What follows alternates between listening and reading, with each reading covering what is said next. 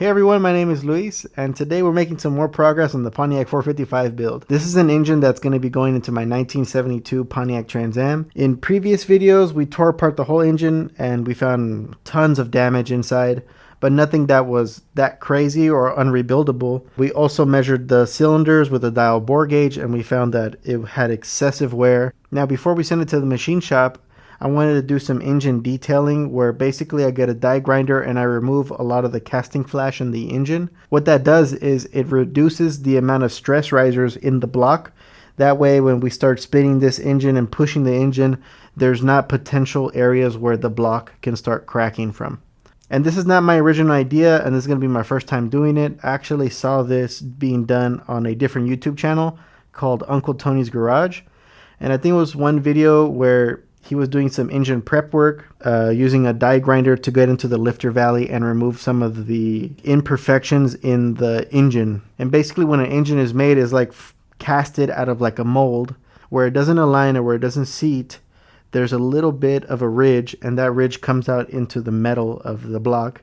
And the factories don't really bother in taking any of that metal out. So what you're left with is like a really jaggedy edge around a lot of the casting areas of the block. And the reason why I want to do this before I send it to the machine shop is the machine shop usually cleans the block for you, and since I'm going to be removing metal, I don't want to have all these little bits of metal that can potentially get into the oil and into the bearings and from there. And today's tool of choice is going to be this die grinder that I got at Hobo Freight. I bought it on special because someone, I guess, returned it, which is good for me because I got a little bit of a deal on it.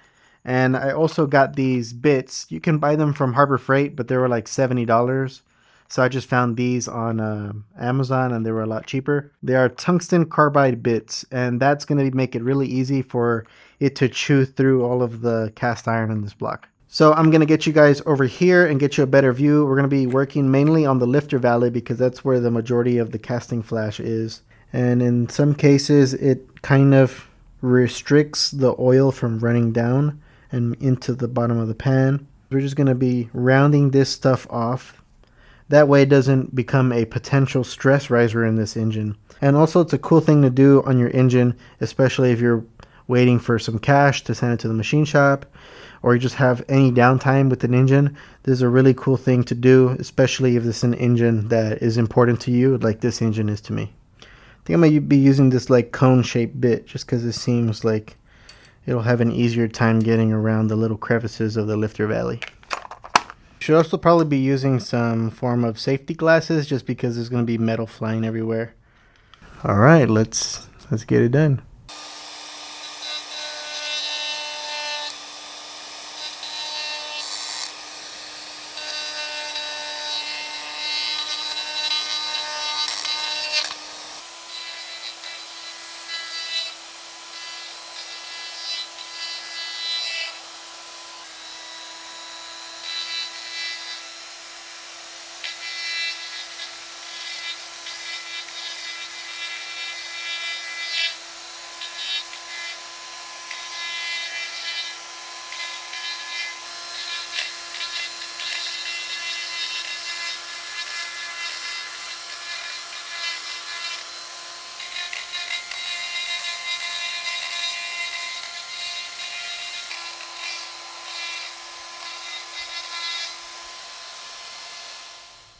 So after doing this, you're going to want to go ahead and run your finger through all of what you did and see that there's no more sharp edges.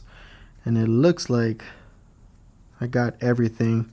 I guess the point of this is to not really remove a bunch of material that you don't like, but more so that you're just trying to remove all of the sharp edges off of the casting flash. And I did a pretty good job here. It's not like a beauty treatment, but I think it looks pretty good. Definitely using this machine, I learned a lot. Tungsten carbide burrs, they really remove material. They're no joke. Just with the slightest amount of pressure, you're removing a lot of metal in cast iron.